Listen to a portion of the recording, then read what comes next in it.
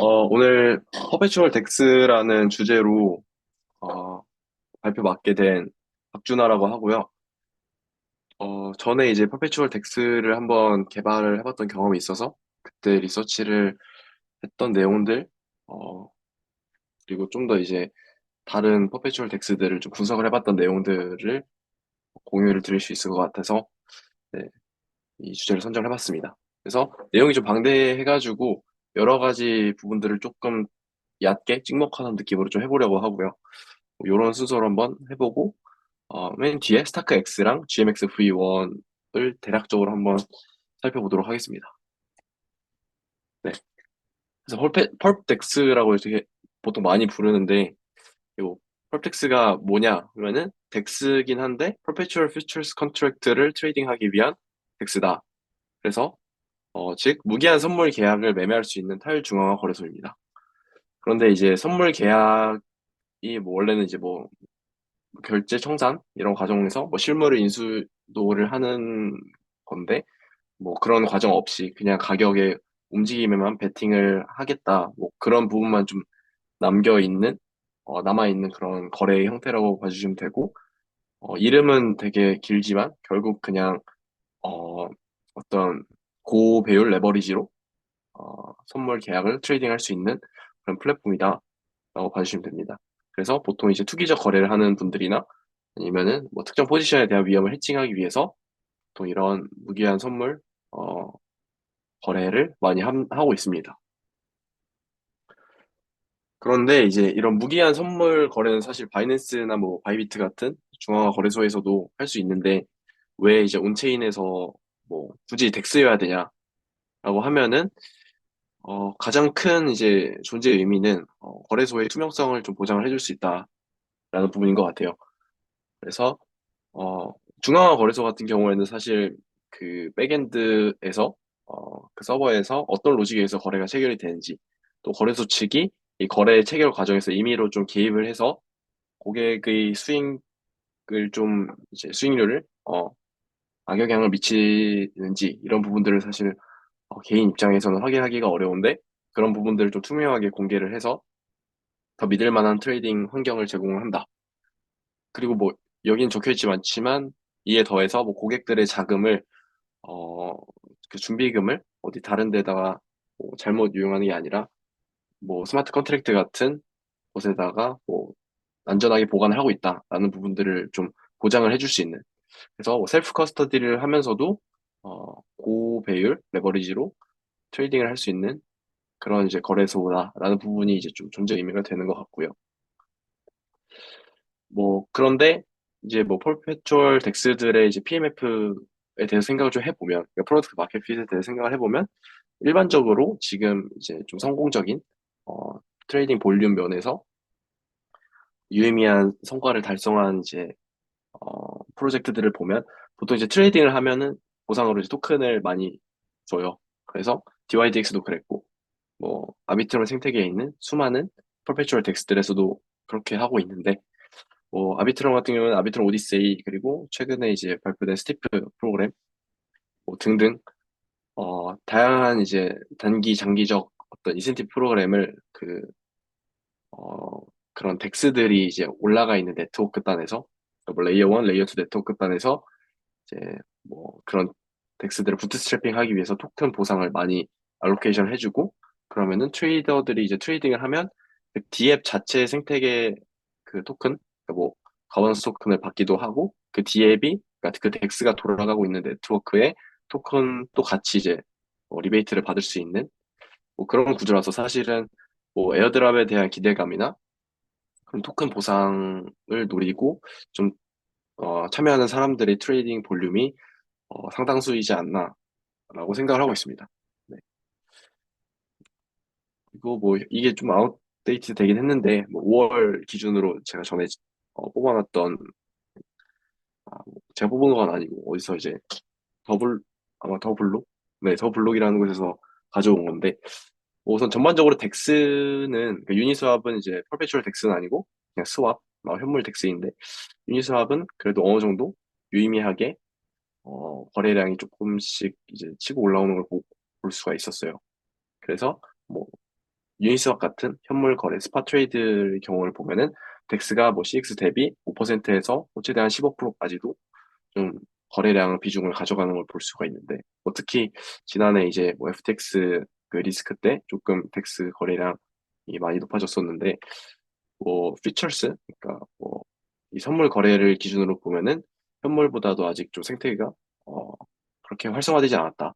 그래서 뭐 바이낸스 같은 중앙화 거래소 대비 이제 DYDX나 뭐 GMX 이런 유명 어, 어떤 주요한 퍼페추얼 덱스는 거래량이 상당히 적다라는 것을 좀 확인을 해볼 수가 있습니다. 네. 그리고 뭐 네, 덱스가 어떻게 이제 작동을 하냐를 봤을 때 뭐 이 부분 조금 이제 뭐 맥락이 맞지 않는 것 같은데 뭐 AMM 기반이 이제 압도적으로 많고 그다음에 뭐 하이브리드 오더북이 많은 걸 볼 수 있는데 이거 이제 덱스 전체를 놓고 봤을 때 그런 거고요. 퍼페추얼 덱스만 놓고 보면은 뭐 지금 데이터를 가져오지 못했지만 뭐 AML 방식보다는 하이브리드 방식, 오더북 방식 이 뭐 더 비중이 많을 것으로 예상을 합니다. 네. 그리고 이 부분도 이제 조금 뭐 오버뷰 차원에서 가져왔는데 토큰 터미널에서 크립토 데리베티브스 프로젝트를 뭐 6개월간 수익 그 플랫폼 수익을 기준으로 이제 줄을 세워 봤을 때 거의 다 이제 퍼페추얼 덱스인 걸 알 수 있어요. 그러니까 크립토 뭐 데리베티브스 파생 상품이라고 하면은 뭐 선물도 있을 수 있고 옵션도 있을 수 있고 좀 더 이제 다양한 파생 상품이 있을 수 있는데 여기를 보면은 뭐 라이라 그리고 해직 이 정도가 이제 옵션 네, 플랫폼이고 나머지는 다 퍼페추얼 퓨처 덱스라는 것을 이제 알 수 있습니다. 그래서 뭐 온체인 데리버티브 중에서는 퍼펙스가 뭐 물론 CX 거래량에 대비해서는 굉장히 적지만 1% 2% 수준이지만 그래도 이제 크립토 안에서는 그러니까 온체인 프로젝트 안에서는 퍼펙스가 이제 거의 이제 파생상품 시장을 주도하고 있다고 보시면 됩니다. 그래서 뭐 이런 것들을 근거로 뭐 온체인 옵션 마켓이 앞으로 좀 포텐셜이 크다라고 뭐 보는 분들도 있는 것 같아요. 네, 그 다음에 뭐 덱스의 종류에 대해서 한번 뭐 간단하게 볼 건데 뭐 크게 한 두세 가지 정도로 이제 분류가 되는 것 같아요. 그래서 뭐 일단은 뭐 유동성이 어떤 형태로 있느냐에 따라서 좀 분류를 해보면 일단 AMM 모델은 뭐 그러니까 토큰을 모아둔 어떤 풀 컨트랙트, 스마트 컨트랙트를 대상으로 이제 거래를 해서 이제 유니스왑 같은 이제 AMM 일반적인 이제 현물 덱스와 비슷하게 뭐 마켓 메이커 역할을 그 토큰 풀이 해주고요. 그다음에 뭐 차익 거래자들이 와가지고 가격 조정을 해주고 네 해주는 그런 모습을 볼 수가 있습니다. 그래서 뭐 퍼페추얼 프로토콜, 드리프트 프로토콜처럼 좀 초기에 조금 주목을 받았던 덱스들이 이제 AMM 모델을 채택을 하고 있고요. 오라클 모델, 이건 뭐 분류 체계가 조금 다르긴 한데, 뭐, 오라클, 그러니까 가격 발견을 이제 외부에 의존을 하는 그런 방식이에요. 그래서 외부에서 가격을 주입을 해주면, 그러니까 기준점이 될 만한 가격을 주입을 해주면 그 가격을 기반으로, 온체인에서 스마트 컨트랙트는 정말 어, 어떤 계약을, 거래를 체결하는 역할만 해주는 뭐 그런 모델이라고 볼 수 있고요. 이런 모델은 기본적으로 거의 다 토큰 리저브 풀이 또 따로 있어요. 그러니까 AMM이랑은 다르게 그 리저브 풀이 어떤 가격 발견을 하는 기능은 없지만 어, 오픈 포지션들, 오픈 인터레스트에 대한 어떤 뭐 배킹을 해주는 용도로 리저브 풀이 보통은 있습니다. 그래서 이 부분 이따가 좀 케이스 스터디 때 좀 더 볼 예정이고요. 어, 네. 어, 그리고 좀 주요한 이제 리스크 같은 경우에는 가격을 외부에서 가져오다 보니까 그런 가격을 임의로 조작을 해서 그러니까 특정 펄텍스에서 이러한 이제 프라이스 피드를 레퍼런스 삼아서 거래를 체결하는구나라는 걸 이제 공격자들이 안다고 하면은 그 오라클 가격을 일시적으로 이제 엄청나게 끌어올리던가 뭐 떨어뜨려서 조작을 해서 이 덱스 안에서 뭐 특정 방향으로 포지션을 엄청나게 크게 잡아서 부당 이익을 취하는 뭐 그러한 종류의 익스플로잇이 좀 많이 생기게 되고 이렇게 되면은 메이커 그러니까 토큰 풀에 리퀴디티를 공급한 사람들이 그런 손실을 이제 좀 부담하게 되는 뭐 그러한 리스크는 있는 모델입니다. 그 다음에 이제 오더북인데요.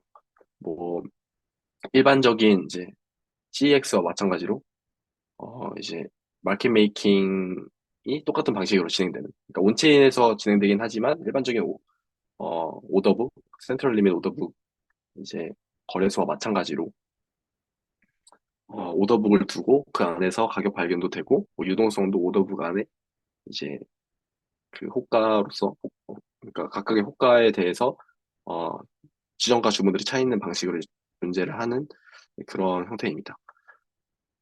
근데 이런 이제 오더북 모델 같은 경우에는 뭐 100%다 블록체인에서 돌아가기에는 블록체인 확장성이 부족한 경우가 많기 때문에 대부분 오프체인에서 오더북을 구현을 해서 거래를 체결하고 그 거래 체결의 내용이 이제 밸리드하다는 것을 정산하는 것을 온체인에다가 기록을 하는 하이브리드 방식으로 보통 많이 구현이 돼 있습니다. 네, 뭐 그리고 이건 좀 추가적인 설명인데 시장 가격, 뭐 결국에는 뭐 아비트리저 등등에 의해서 같은 마켓이라고 하면은 여러 가지 거래소에서 뭐 가격이 어느 정도 이제 싱크가 맞춰지는 경우가 있는데 어 이럴 때에는 시장 가격 결정자는 가장 높은 거래량을 가진 거래소가 되는 그런 경향이 있습니다. 그래서 뭐 유니사 같은 경우에는 뭐 결국 뭐 차익 거래자의 영향을 받긴 하지만 자체적으로 이제 온체인 오라클을 가지고 있긴 한데요. 뭐 일반적으로는 CX 선물 쪽에서 가장 거래량이 많이 나와서 그쪽에서 CX 현물 시장으로 가격이 영향을 받고 그 다음에 뭐 이들을 애그리게이션 하는 뭐 오라클 서비스들 그 다음에 여기서 다시 선물 관련 덱스의 프라이스로 이제 넘어오는 그런 가격 데이터 흐름이 있습니다. 그래서 일반적으로 뭐 지금 퍼페추얼 덱스들은 자체적으로 이제 가격을 발견한다라는 방식 라는 부분보다는 뭐 되게 넓은 의미에서 봤을 때는 중앙화 거래소에서 이제 발견되는 가격들에 어느 정도 의존을 하고 있는 형태가 많다고 볼 수 있을 것 같습니다. 네, 그 다음에는 이제 뭐 지금까지 말했었던 오더북이나 뭐 토큰 풀 베이스 어, 뭐 덱스, 퍼페추얼 덱스들이 어떻게 생겼느냐를 좀 간단하게 보려고 하는데요. 요거는 이제 뭐 가장 유명한 오더북 기반 펄텍스 중에 하나인 DYDX의 이제 인터페이스인데요. 뭐 딱 인터페이스만 보면은 오더북 형태인지 뭐 토큰 풀 베이스, 오라클 베이스인지를 좀 알 수 있는데 뭐 오더북이니까 당연히 여기 오더북이 이렇게 있습니다. 그래서 바이낸스처럼 오더북이 이렇게 있고 이 안에 리밋 오더들이 쭉쭉쭉 차 있어가지고 실시간으로 뭐 주문 체결이 되는 걸 볼 수 있고요. 뭐 DYDX, 뭐 최근에 좀 크게 받은 프라임파이, 뭐 에이펙스 등등 어, 프로토콜들이 있고 뭐 대부분 스타크 X를 기반으로 한 앱체인 형태인 경우가 많은 것 같아요. 그래서 이 부분도 좀 뒤에 살펴볼 예정이고요. 풀 베이스드는 뭐 오더북과 다르게 당연히 오더북이 없겠죠. 그래서 아주 단순하게 여기 프라이스 그러니까 가격에 대한 차트만 있고 그 다음에 뭐 주문을 낼 수 있는 패널 정도가 있고요. 오더북이랑 다른 점은 여기 위에 이제 그런 앱 이제 뭐 메뉴 바를 보면은 보통 earn이나 buy 뭐 이런 식으로 별도의 탭이 있어요. 그래서 이쪽에 들어가 보면은 이런 풀에다가 유동성을 공급을 할 수 있는 그러니까 유니스왑에다가 풀 풀에다가 유동성 공급하는 것처럼 유사하게 공급을 할 수 있는 그런 이제 대시보드 화면들이 나오게 됩니다. 그래서 뭐 이것도 굉장히 종류가 많지만 뭐 GMX, 게인스 네트워크, 퀀타 같은 주요 플레이어들이 있습니다. 네, 그래서 뭐 오더북이랑 풀 베이스 뭐 펄텍스랑 참여자들이 누가 있냐를 뭐한 번 더 그냥 짚어보면 오더북 베이스의 경우에는 메이커는 마켓 메이커, 그러니까 전문적으로 그 스프레드를 낮게 관리하면서 현재 그 마켓 프라이스 주변으로 위주로 좀 촘촘하게 리밋 오더를 채워주는 전문적인 마켓 메이커들이랑 뭐 지정가 주문을 내는 일반적인 트레이더들이 있을 것 같고요. 테이커는 시장가 주문을 내는 트레이더로 이루어져 있습니다. 그리고 풀 베이스 같은 경우에는 메이커는 말씀드렸다시피 뭐 전문적인 마켓 메이커가 있는 건 아니고 토큰 풀에 토큰을 리치하는 이제 리퀴디티 프로바이더가 있고요. 이 사람들은 이제 트레이딩 수수료의 일부랑 뭐 경우에 따라서 프로젝트 토큰, 그러니까 거버넌스 토큰 등을 보상으로 이제 받기 때문에 그런 인센티브를 위해서 토큰을 이제 이런 풀에다가 묶어두는 거고요. 테이커들은 이제 뭐 트레이더가 되겠죠. 그리고 한 가지 특징으로 뭐 P&L을 페이아웃, 그러니까 트레이더들의 P&L을 페이아웃 해주기 위해서 리저브를 확보한다라는 게 있는데 이 부분도 뒤에서 한번 좀 더 보겠습니다. 네. 그다음 뭐 이 부분은 좀 포텐셜 리스크에 대해서 가져와 봤는데요. 사실 이 리스크들은 오더북 기반보다는 좀 풀 베이스 덱스들의 퍼페추얼 덱스들에서 좀 나타나는 리스크들이에요. 그래서 일단 뭐 기본적으로 스마트 컨트랙트, 뭐 퍼블릭 체인에 올라가 있는 경우가 대부분이기 때문에 스마트 컨트랙트의 어떤 뭐 로직 결함으로 인해서 뭐 주로 토큰 풀 부분이나 아니면은 뭐 예치하는 컨트랙트 쪽 부분에서 뭐 리엔트런시 어택 등 그런 흔한 스마트 컨트랙트 익스플로이 사례들로 인해서 이제 네, 그 프로젝트 그 앱 안에 있는 어떤 자금들이 탈취당할 위험들이 있고 앞서 언급했던 이제 프라이스 매니플레이션 어택, 네, 프라이스 매니플레이션 어택으로 인해서 뭐 그 오라클 가격을 뭐 조작을 해서 이제 부당 이익을 취하는 방식이 있고요. 그다음에 뭐 롱숏 y 임밸런스 이 부분은 좀 더 이제 되게 겉으로 드러나진 않는 리스크인데 뭐 일반적으로 보면 오더북 기반의 거래소의 경우에는 롱이랑 숏 Y가 1대1이 되게 되죠. 왜냐면은 롱을 연 사람이랑 숏을 연 사람이랑 1대1로 매칭이 되는 형식이니까 아니 뭐 그러니까 그렇다기보다 잠시만요. 어, 네, 이 부분 전시가 헷갈렸는데 방금 얘기는 이제 잊어주시고요. 풀 베이스에서는 일단은 어, 거래 당사자들끼리 롱이든 숏이든 판매자와 이제 구매자가 매칭이 돼가지고 매칭이 되는 형태가 아니라 어, 그 거래소가 이 트레이더들의 상대 역할을 다 해줘요.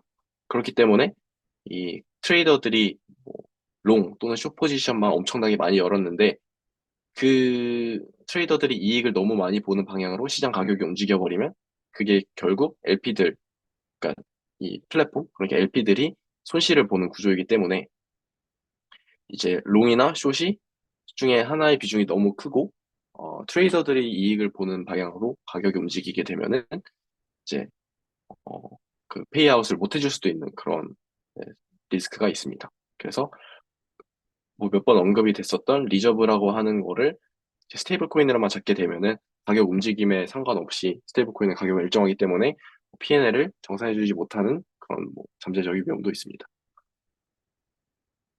네. 그래서 뭐 펄텍스를 이제 만든다고 하면은 고려해 볼 만한 옵션이 이제 크게 뭐 일단 먼저 오더북 방식으로 만들 거냐 그리고 토큰 풀 기반으로 만들 거냐 이렇게 있을 것 같고요. 오더북 기반을 만든다고 했을 때는 뭐 일단은 어떠한 거래소 솔루션을 쓸 거냐 그리고 어떤 네트워크에다가 이제 뭐 정산을 할 거냐 그러니까 뭐 이더리움 레이어 1에 세틀먼트를 할 수도 있고 뭐 아비트론 같은 레이어 2에 세틀먼트를 할 수도 있고 그다음에 아니면 아예 이제 뭐 별도로 레이어 1 프로토콜 자체에 유동성 레이어가 있는 경우에 그걸 활용해 가지고 이제 오더북을 구축을 할 수도 있고요. 아니면은 뭐 하이브리드 방식으로 할 수도 있겠죠.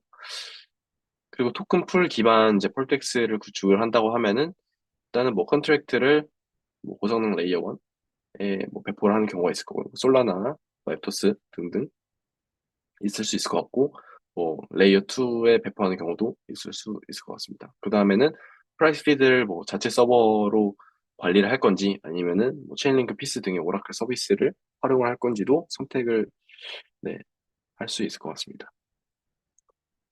네.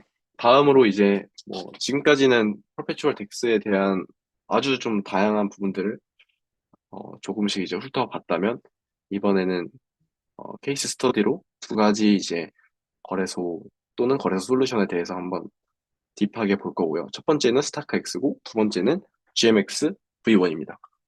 스타크 X는 하이브리드 정확하게 말하면 하이브리드 오더북 거래소는 아니고 거래소를 제작을 할 수 있는 뭐 툴이에요. 그래서 뭐 사스 툴 같은 거다. 아니면 뭐 솔루션이다. 이렇게 생각을 해주시면 되고 어, 예를 들면 뭐 이 DYDX, 뭐 에이펙스, 라이노파이 등등 다양한 거래소들이 스타크 X의 솔루션을 그대로 가져와서 커스터마이징을 하고 자신의 거래소와 이제 붙여서 이렇게 온체인 요소들을 좀 넣어서 어, 구, 구동을 한다라고 봐주시면 되고요.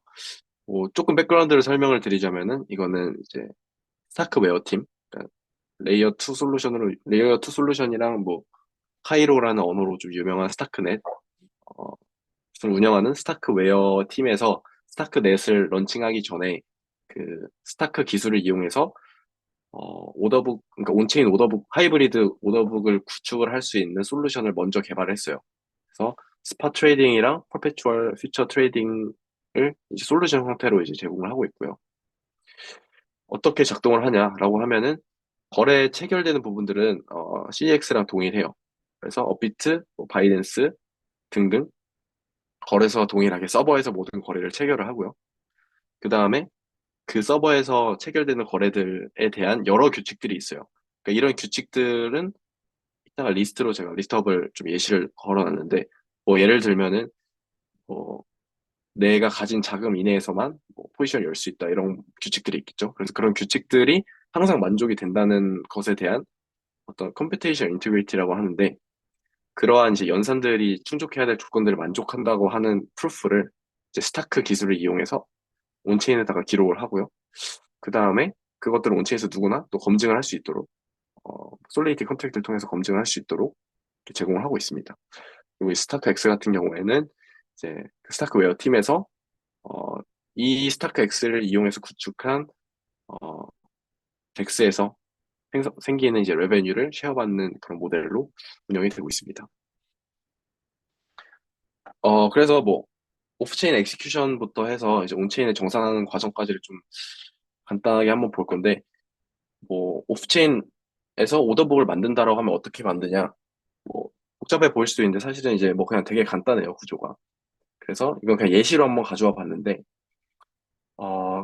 우선 기본적으로 뭐 오더북이 매칭이 되는 방식을 한번 살펴보면은 이 에스크 그러니까 매도 주문들 중에서 가장 가격이 낮은 애 그리고 매수 주문들 중에서 가장 가격이 높은 애가 같은 가격으로 이제 매칭이 되면은 아니, 같은 가격이 되는 조건이 되면은 이제 그 두 개를 매칭을 해가지고 거래를 체결 처리를 해주고 포지션을 이제 두 플레이어들한테서 오픈을 해주는 그런 방식이에요.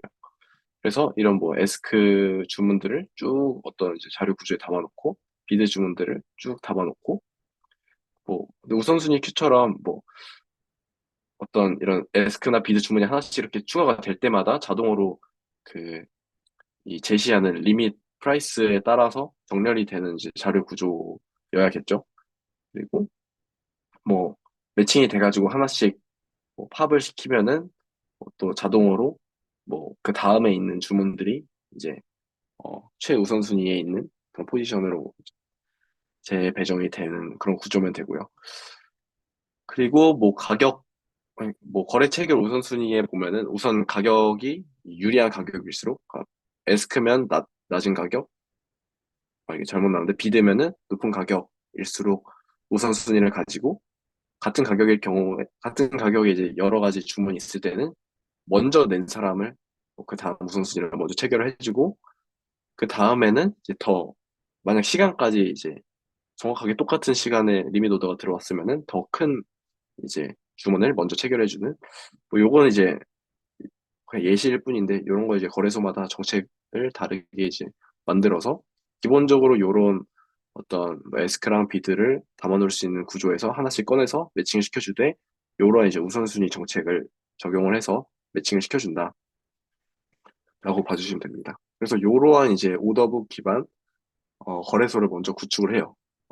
구축을 한 다음에 이건 스타크엑스 아키텍처인데 그러한 이제 오프체인 거래소들이 요 도식에서 나오는 이런 익스체인지 1, 2, 3에 해당하는 거예요. 그래서 요 클라이언트라고 하면 이제 이 스타크 X를 인테그레이션 하는 그 측면에서 스타크 X의 클라이언트가 되는 거고요. 요 하나하나 그럼 뭐 예시로 DYDX, 에이펙스, 라이노파이, 뭐 브라인파이 등등 될 수 있겠죠. 그래서 이런 거래소에서 오프체인으로 모든 거래를 이제 해결을 시키면은 요 트랜잭션 이제 온체인 트랜잭션은 아니고 그 거래소의 오프체인 트랜잭션을 말을 해요. 그렇게 해서 일단은 거래 체결을 시키면은 스타크웨어에서 제공하는 거는 이제 오프체인 솔루션이 하나가 있고 온체인 솔루션이 있어서 얘네들이 이제 다 합쳐져 가지고 이 스타크 X라는 걸 구성을 하는데 먼저 오프체인 부분에서 이 클라이언트 거래소들에서 생성한 다양한 트랜잭션들을 아까 말했던 다양한 조건들을 충족시키는 그 연산들이다. 그러니까 뭐 임의로 이 거래소들에서 뭐 가짜 트랜잭션을 끼워 넣는다든지 뭐 조건에 맞지 않는 그 어떤 이상한 거래를 끼워 넣는다든지 라는 그런 부분들이 없다는 것에 대한 증명을 이쪽에서 오프체인에서 이제 만들어주고 걔네들을 이제 샤프라고 부르는 그러니까 쉐어드 프루브라고 부르는 애가 또 뭐 그러한 다양한 뭐 스테이트먼트 그러니까 그런 조건이 만족한다라는 그런 식들을 프루프로 다시 이제 변환을 시킨 다음에 어 이더리움에 배포되어 있는 이 스타크 X 컨트랙트에다가 그 프루프랑 그 프루프에 대한 베리파이를 할 수 있는 스마트 컨트랙트를 이제 배포를 해요. 그러면은 그 다음에 어, 이 거래들을 여러 개 이제 뭐 모아서 뭐 100개면 100개, 1000개면 1000개 이렇게 배치로 구성을 해서 주기적으로 이제 뭐 프루프랑 함께 온체인에다가 이제 올립니다. 그럼 온체인에서 이 스타크 X를 만들어서 이용해서 만든 이 거래소의 다양한 스테이트들, 그러니까 뭐 각각 거래 계정의 잔액이라든지 뭐 주문 상태라든지 그런 스테이트들을 저장해 놓고 있는 스마트 컨트랙트에서 이제 이 트랜잭션 배치들을 쭉 들어오면은 걔네들을 한 번 더 이제 뭐 내부적으로 실행을 해보고 뭐 프루프도 맞다라고 하면은 그 다음 스테이트로 이제 전환을 시키는 그런 방식입니다. 뭐 설명이 조금 이제 뭐 복잡하고 길었을 것 같은데 그냥 간단하게 두 개 부분으로 나눠서 보면은 이 스타크엑스라는 하이브리드 솔루션을 이용하면은 각각의 오프체인 거래소에서 완전히 CEX처럼 연산을 한 연산을 해서 거래를 체결하는 대신에 그 거래 체결에 필요한 모든 연산들을 스타크웨어에서 제공하는 이제 그 스테이트먼트로 바꿀 수 있는 어, 스테이트먼트에 대한 프루프로 바꿀 수 있는 어떤 회로들을 통과를 시키고요. 걔네들을 이제 증거와 그 증거에 대한 베리파이어를 이더리움에 배포를 해서 주기적으로 그러니까 이미 거래 체결이 된 이후에 주기적으로 정산해서 온체인에 올리는 방식이다. 라고 봐주시면 됩니다. 그래서 거래를 하는 순간순간은 사실 완전하게 이게 온체인에서 검증이 되는 거는 불가능한 형태이고요. 거래는 그때그때 빨리빨리 이제 오프체인에서 시키지만 나중에 이 온체인에서 이전에 발생했던 트랜잭션, 오프체인 트랜잭션들이 밸리드하다는 거를 검증을 해볼 수 있는 그런 구조입니다. 그리고 이걸 조금 이제 다르게 표현을 한 똑같은 그림인데요. 결국에는 이게 이제 앞에서 익스체인지 1, 2, 3를 하나로 이제 떼어온 거예요. 그래서 이런 매칭 엔진, 오프체인 매칭 엔진, 아까 보여드린 그런 오더북에서 쭉 매칭이 돼서 트랜잭션들이 일어나면은 이 스타크웨어에서 제공을 하는 오프체인 솔루션, 오프체인 백엔드에서 뭐 이 익스체인지 스테이트를 관리를 하고요. 그 스테이트에 대한 커밋먼트가 뭐 머클트리에 뭐 머클 이 루트가 되는 것들 스테이트만 이제 블록체인에다가 이더리움에다가 계속해서 이제 업데이트를 하고 그것에 대한 이제 증거를 또 별도의 스마트 컨트랙트가 기록을 해서 요 스테이트를 담고 있는 온체인 스테이트를 담고 있는 컨트랙트가 베리파이를 할 때 요 샤프 컨트랙트를 어, 참조를 할 수 있게끔 돼 있는 구조입니다. 네, 그래서 여기 있었던 요 빨간 박스 돼 있는 부분이 그냥 이렇게 구성이 돼 있는 건데요. 똑같은 그림인데 이것도 또 다른 이제 관점에서 본 거예요. 그래서 요 스타크웨어에서 제공하는 이런 솔루션들은 뭐 배칭을 하고 밸리데이션을 하고 뭐 외부에서 이제 누구든지 어, 제3자가 이 밸리데이션 결과를 배치 인포를 이제 볼 수 있다. 뭐 그런 부분도 이제 제공을 하고 뭐 프로빙 샤프랑 이제 상호작용할 수 있는 인터페이스도 작용을 하고 이더리움에 배포되어 있는 스타크 X 컨트랙트들의 스테이트를 업데이트 할 수 있는 뭐 그런 인터페이스도 제공을 한다. 이렇게 돼 있습니다. 그다음에 뭐 인테그레이션을 할 때는 이제 이것도 이제 또 똑같은 그림인데 또 이거는 그 오프체인 거래소 쪽을 좀 더 강조를 하는 거죠. 그래서 뭐 이런 식으로 스타크 X랑 통합을 시키면 된다라고 얘네들이 가이드를 주고 있는 겁니다. 그래서 뭐 크게 이제 구성 요소로 보면은 두 개로 먼저 나누고 오프체인이랑 온체인으로 나누고 다시 오프체인에는 이 거래소 운영 측의 이 거래 관련된 매칭 엔진이 하나가 있고, 그다음에 이 스타크 X에서 제공하는 매칭 엔진에서 일어나는 모든 연산들에 대한 인테그리티의 프루프를 만들 수 있는 이 스타크 X 백엔드가 있고요. 거기서 생겨난 그런 프루프들을 온체인에 첨부를 해서 온체인 스테이트를 이제 업데이트를 하고 베리파이를 할 수 있는 컨트랙트들, 이렇게 세 가지로 그게 구성이 되어 있습니다. 네. 그다음 뭐 계속해서 이제 나왔던 샤프, 뭐 쉐어드 프루프라고 하는데, 여기서 뭐 프루프를 만들 때 뭐 여러 가지 뭐 이 트랜잭션들이 일단 엄청나게 빈번하게 일어나고, 그 트랜잭션마다 통과해야 되는 그런 조건들이 엄청나게 많아요. 그래서 그런 스테이트먼트 여러 개를 이제 프루프로 만든 다음에 그 프루프를 또 스테이트먼트로서 인풋으로 넣어서 또 프루프로 만들고, 이런 식으로 재규적으로 한 배치에 있는 여러 가지 이제 스테이트먼트를 하나의 프루프로 이제 통합을 한 다음에 솔리디티 베리파이에서는 단 한 번의 연산만을 통과시키는 뭐 이런 방식으로 온체인 이제 연산 비용을 좀 부담을 최소화하고 있다고 합니다. 네. 그래서 이제 조금 더 살펴보면은 오프체인 스테이트, 그러니까 스타크 X 오프체인 백엔드에서 관리를 하고 있는 거는 크게 두 가지 스테이트가 있어요. 그래서 밸런스 트리라고, 둘 다 이제 머클 트리로 돼 있고, 밸런스 트리에서는 각각의 트레이더 계정이 가지고 있는 이제 콜레터럴, 그러니까 뭐 예치금 어마운트랑 그들이 이제 홀드하고 있는 신테틱 에셋들, 그러니까 뭐 그 거래소 마켓에서 지원하는 여러 가지 토큰들을 뭐 얼마씩 들고 있느냐. 그러니까 요거는 뭐 스팟 거래할 때 좀 주로 사용이 되는 부분이겠죠. 그래서 그런 것들을 이제 리프 노드에다가 데이터로 딱 저장을 하고 있고, 뭐 오더 트리스라고 해서 요거는 이제 트랜잭션 리플레잉을 좀 방지하기 위한 건데, 스타크엑스에서 실행된 모든 오더들을 이제 그 트랜잭션 사인드 데이터를 이제 해싱 해가지고 그걸 아이디 머클 트리에 이제 그 패스 역할을 하게 되고, 그 안에 이 오더가 뭐 예를 들어서 만 개 유닛만큼 오더가 체결이 되었다. 그 중에서 지금까지 얼마만큼이 체결이 됐는지에 대한 정보를 담아 놓는다고 합니다.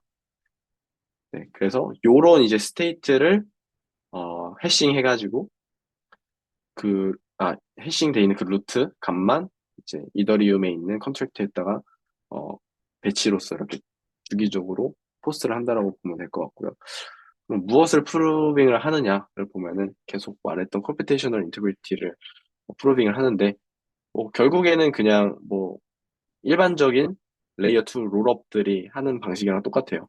그래서 스테이트 제로에서 스테이트 1으로 전이가 되려고 하고, 그 사이에 여러 가지 이제 트랜잭션들이 있는데, 이 트랜잭션들을 다 실행을 했을 때 스테이트 제로에서 스테이트 1이 되느냐에 대한 이제 각각의 단계를 프루빙을 하는 겁니다. 뭐 커미먼트는 그냥 이 각각의 스테이트먼트에 대한 뭐 암호화된 값이다 정도로만 좀 이해를 하면 될 것 같고요. 이게 그런 이제 스테이트먼트의 예시들이에요. 그래서 뭐 그냥 당연히 이제 거래소에서 연산을 할 때 뭐 충족이 돼야 하는 조건들이 쭉 있습니다.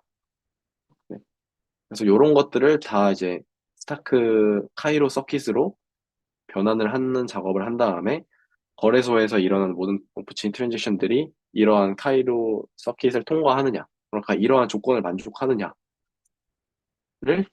대한 프루프를 계속해서 생성하는 거예요. 그러니까 어떻게 보면은 뭐 온체인에다가 올리는 거는 되게 이제 뭐 간소화를 해가지고 올리기는 하지만, 뭐 사실 어, 엄- 그 어떤 인테그리티를 증명하기 위해서 엄청나게 비효율적인 좀 작업이라고 볼 수도 있겠죠. 왜냐하면 서버에서 일어나는 모든 연산들을 하나하나 스텝을 다 트래킹을 하면서 걔네들이 특정 조건을 만족하는지에 대한 증거를 첨부를 하는 거기 때문에, 뭐, 뭐 연산 수행 횟수 관점에서 보면은 좀 비효율적이라고 볼 수도 있을 것 같습니다. 그래서 뭐 하이브리드 오더북이 대략적으로 뭐 이런 식으로 작동을 한다. 생각보다 많은 이제 프루프를 생각보다 되게 세밀하게 프루프를 이제 생성을 하고 베리파이를 한다라고 걸 이제 좀 말씀을 드리고 싶고, 이건 앞에서도 나왔던 내용인데, 이 컨트랙트라고 하면은 그 이더리움에 배포되어 있는 컨트랙트를 말하는데요. 뭐 그 각각의 이제 거래소에서 오프체인 스테이트를 어, 이제 이 루트 값만 해싱한 그 스테이트를 저장하는 스테이트 컨트랙트가 하나가 있고 그 각각의 이제 배치 안에 있는 트랜지션들의 유효성을 검증할 수 있는 베리파이어 컨트랙트가 있어요. 그래서 프루프를 인풋으로 넣고 베리파이어 컨트랙트에 있는 특정 뭐 예를 들면 베리파이라는 함수를 호출을 하면은 밸리드하다, 인밸리드하다, 그러니까 true or false로 아웃풋이 나오는 그런 형태입니다. 네. 그래서 이거 뭐 너무 많이 얘기했던 것 같아서 어 이거는 좀 건너뛰도록 하겠습니다. 네. 그래서 전반적인 플로우는 이렇게 어, 흘러간다. 뭐 그래서 스타크 X를 활용했던 뭐 DYDX V3 같은 경우에는 뭐 모든 트랜지션들이 이런 형태로 어, 흘러간다라고 좀 봐주시면 될 것 같습니다. 네. 아, 그리고 뭐 이 스타크 X 같은 경우에도 좀 흥미로운 점은 이 롤업 모드가 있고 벨리디움 모드가 있어요. 뭐 이거는 뭐 GK 싱크에서도 아마 비슷하게 좀 제공을 했던 것 같은데 그리고 뭐 다른 롤업들에서도 비슷하게 제공을 하는데 결국 이런 트랜잭션 데이터들을 어 이제 모아서 어디다가 이제 저장을 할 거냐 그거를 온체인에다가 콜 데이터로 그러니까 트랜잭션 배치 서브미션 트랜잭션으로 에 있는 콜 데이터로 저장을 한다라고 하면은 롤업이고 이거를 오프체인 서버에 저장을 하면서 어떤 뭐 커미티를 구성해서 주기적으로 좀 모니터링 한다라고 하면은 벨리디움이다. 그래서 온체인 롤업 같은 경우에는 좀 더 이제 온체인에서 그 밸리디티를 검증을 할 수 있는 정도가 더 크지만 뭐 좀 더 온체인 연산 비용 부담이 크다는 점은 네, 있습니다. 그래서 이렇게 한번 스타크 X에 대해서 봤고요. 두 번째 케이스 스터디는 이제 GMX V1을 볼 건데 DYDX랑 되게 이제 대조가 되는 가장 대표적인 풀 베이스의 퍼페추얼 덱스입니다. 그래서 인터페이스를 한번 쭉 보면은 아까도 봤지만 뭐 이렇게 돼 있고요. 레버리지 세팅에서 뭐 내가 원하는 자산을 인풋으로 넣어서 내가 원하는 그 마켓에서 롱 또는 숏을 어, 거래를 할 수가 있어요. 그래서 리마인드 한번 하면은 뭐 유동성 공급자가 구성한 토큰 풀이 트레이더의 거래 상대가 되어준다. 그래서 오더북 기반 거래소가 피어 투 피어로 거래가 매칭이 된다고 보면은 이런 이제 풀 베이스 펄텍스는 피어 투 익스체인지라고 보면 될 것 같습니다. 네, 그래서 뭐 조금 흥미로운 부분들을 몇 개 가져와서 좀 살펴보려고 하는데요. 먼저 앞에서 계속해서 이제 나왔던 리저브라는 개념이에요. 그래서 뭐 이 리저브라고 하는 거는 트레이더가 이 토큰 풀에서 결국에는 어 얼마만큼의 토큰 리저브를 내가 잡고 나서 그만큼의 이제 롱 또는 숏 포지션을 오픈할 수가 있는 거거든요. 그래서 예를 들면은 GMX에선 GLP라고 하는 LP 리퀴디티 풀이 있는데 여러 V1 기준으로 여러 개의 이 마켓을 구성하는 토큰들, 베이스 에셋들이랑 몇 개의 스테이블 코인으로 구성이 돼 있어요. 그래서 레드 BTC, 뭐 이더, 뭐 체인링크, 뭐 유니스왑 토큰, 그다음에 몇 가지 이제 스테이블 코인으로 이렇게 구성이 돼 있는데 뭐 이 GLP, LP 풀 안에서 예를 들어서 트레이더가 어떤 뭐 100달러만큼 이더 롱 포지션을 열면은 리저브 풀에서 100달러만큼의 이더가 추가가 되고 이 GLP 풀 자체의 캐패시티에서 100달러만큼 차감이 돼요.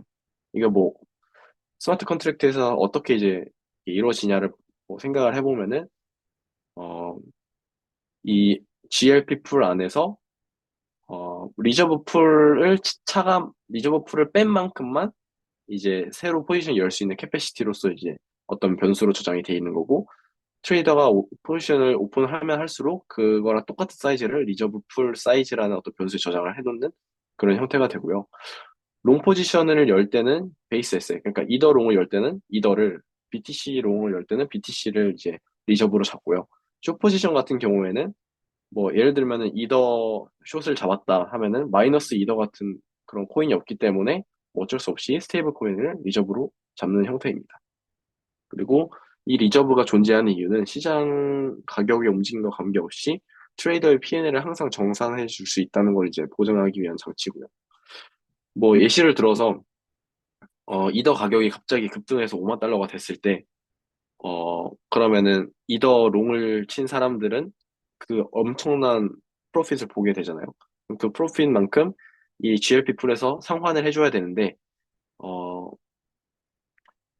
만약에 이 GLP에서 이더를 충분히 들고 있지 않아서 이더 가격 상승분에 대한 이득을 GLP가 보지 못했어요. 그러면은 GLP는 정말 스테이블 코인 다 긁어 모아가지고 그 이더 트레이더들한테 나눠줘야 되니까 그런 걸 방지하기 위해서 GLP 풀 안에 있는 이더 수량보다 더 적은 만큼만 이제 리저브를 잡을 수 있게 하고 그 리저브 한도 내에서만 트레이더들이 롱을 열 수 있도록 이제 하는 거예요. 네. 그래서 결국에는 GLP 안에 있는 이더보다 더 많은 이더를 이더 롱 포지션 잡을 수는 없다. 이런 거고요. 뒤에 거 먼저 볼 건데 그런 그러니까 캐패시티라고 하는 거는 이제 트레이더들이 롱이나 숏을 최대 얼마까지 열 수 있느냐인데 그거 이제 거래 로직이 이렇게 돼요. 그래서 뭐 풀에서 리저브로 잡혀 있는 놈을 뺀 만큼이 캐파시티가 되고 그거랑 또 별도로 이제 어떤 맥스 글로벌 롱숏 사이즈라고 해서 그냥 어떤 환경 설정 값으로서 GMX 이제 관리자들이 이 얼마만큼까지 롱이나 숏을 열 수 있느냐를 마켓별로 이제 설정 값을 해놔요. 이것도 이제 거버넌스에서 결정이 되는데 사실은 뭐 보면은 이 풀 어마운트에서 리저브를 뺀 실제 롱이나 숏을 열 수 있는 것보다 훨씬 더 작은 그러니까 한 40%에서 50% 정도만 되는 거를 맥스 캡으로 이제 아예 상수로 딱 박아서 제한을 해놔요. 그래서 이제 GMX 같은 경우에는 어, 그 맥스 캡이 다 차가지고 내가 롱이나 숏을 열고 싶어도 못 여는 경우가 상당히 빈번하게 열리고 대신에 이제 시장이 변화함에 따라서 LP들이 너무나 큰 손실을 보는 경우는 어느 정도 이제 방지를 할 수 있는 그런 구조다라고 보시면 될 것 같습니다. 그래서 뭐 일반적인 거래소에서는 절대 볼 수 없는 되게 특이한 이러한 이제 구조도 나온다. 그러니까 LP 풀을 상대로 포지션을 여러 개 해주다 보니까 이런 독특한 형태가 나온다라고 봐주시면 될 것 같고요. 그리고 이러한 이제 LP를 리밸런싱을 어떻게 하느냐. 그럼 예를 들어서 이더를 롱치고 싶은 수요가 너무 많은데 이더가 GLP, LP풀에 너무 적으면은 이거를 어느 정도 이제 어떻게 그런 상태를 좀뭐 개선을 타개를 하느냐 보면은 뭐 유동성을 공급을 할 때 LP들이 유동성을 공급할 때 GLP 토큰을 수령을 하는데 그 과정에서 어, 예를 들어서 뭐 이렇게 피 레벨을 보면은 그러니까 GLP 민팅 수수료인데 이 수수료 레벨이 다 달라요. 그래서 수수료 레벨이 0%인 이더를 예시로 보면은 이거는 이 GLP에서 이더가 기준치보다 좀 부족하게 있다라고 해석을 할 수가 있고요. BTC는 지금 피가 엄청 높죠. 그러니까 내가 BTC를 이제 LP풀에 예치를 하려면은 피를 이만큼 떼야 되는 거예요. 그거는 이걸 통해서 또 유출해 볼 수 있는 거는 지금 GLP 풀에 BTC가 필요한 기준치보다 좀 많이 들어가 있는 경우를 볼 수 있겠죠. 그래서 이런 식으로 어, 피 레벨을 그러니까 GLP 토큰을 민팅을 하고 유동성을 공급을 할 때 피 레벨을 조정함으로써 어, 좀 바로 굉장히 이제 뭐 액큐레이트하진 않지만은 좀 조금씩 이제 LP 풀의 구성 비율을 좀 리밸런싱을 한다라고 볼 수 있겠습니다. 뭐 이때 말고도 내부적으로 뭐 스왑 로직이 있는데 그 스왑을 할 때 뭐 스왑 피 레벨을 좀 다르게 하면서 뭐 하- 좀 조정을 하는 그런 네, 장치들도 있어요. 그리고 이제는 마지막으로 뭐 풀베이스 펄텍스가 대략적으로 이제 어떻게 구성이 되어 있느냐라고 보면은 앞에서 이제 스타크 X가 뭐 세 개의 이제 엘리먼트로 좀 복잡하게 구성이 돼 있던 것 대비 풀베이스 펄텍스는 어, 좀 되게 단순해요. 그래서 풀이랑 그 덱스, 엑시큐션 엔진 역할을 하는 모든 로직들이 스마트 컨트랙트의 집합으로 이제 구성이 돼 있고 걔네랑 인터랙션을 하는 유저, 그러니까 EOA를 들고 트랜지션 사인할 수 있는 트레이더 유저가 있을 거고 그거랑 별도로 또 프라이스 피드 역할을 해주는 게 있어요. 이거는 자체 서버가 될 수도 있고 오라클이 될 수도 있는데 GMX V1 같은 경우에는 GMX 팀에서 자체적으로 프라이스 피드 서버를 관리를 하면서 가격을 그냥 이 프라이스 매니저 컨트랙트에다가 주입을 해줬었고 V2 같은 경우에는 체인링크 오라클로 이제 대체를 했습니다. 그래서 GMX V1 같은 경우에는 사실 디센트럴라이즈 익스체인지라고 보기에는 너무나 이제 많은 그러니까 GMX 오퍼레이터에 의한 이제 의존도가 너무 높은 상황이었고요. 그리고 이 프라이스 피드에서 가격이 어떻게 계산이 되는지도 정확하게 공개가 돼 있지 않아서 조금 뭐 덱스로서는 좀 아쉬운 그런 부분도 있었습니다. 그래서 시장가 주문을 할 때 플로우를 보면은 먼저 이제 프라이스에 대한 리퀘스트가 들어와요. 그럼 프라이스 피드 서버에서 가격을 읽어와서 프라이스 키퍼라고 하는 관리자 계정이 트랜잭션을 컨트랙트에다 보내가지고 프라이스 매니저에 이 온체인 그 마크 프라이스를 업데이트를 하고요. 그 프라이스를 이제 기준으로 삼아서 유저들이 낸 시장가 주문을 바로 오더 엑시큐터가 어, 오픈을 해줍니다. 그렇게 되고요. 지정가 주문을 이제 이 풀베이스드 펍덱스에서 낼 때는 어떻게 하느냐. 먼저 이 프라이스 키퍼가 이 시장가 주문이 들어올 때만 그때 이제 리퀘스트에 의해서 가격을 주입을 하는 게 아니라 주기적으로 또 별도로 프라이스 매니저에다가 계속해서 가격을 주입을 시켜줘요. 그래서 그 주입된 가격을 모니터링하고 있다가 유저들이 이제 어떤 지정가 주문을 내면은 그러니까 이 리밋 오더북은 매칭 엔진이랑 이제 연결되어 있는 건 아닌데 그냥 단순히 리밋 오더를 쌓아놓는 그런 역할을 하고요. 여기에 쌓여 있다가 어, 이 리밋 오더 키퍼가 이 프라이스 피드에서 들어오는 가격이 특정 리밋 오더들을 체결할 조건에 만족이 됐다라고 이제 판단이 되면은 그걸 트리거로 이 리밋 오더에 있는 거래들을 모두 엑시큐터로 또 이제 전송을 시켜서 거래를 체결을 시켜주는 그런 구조입니다.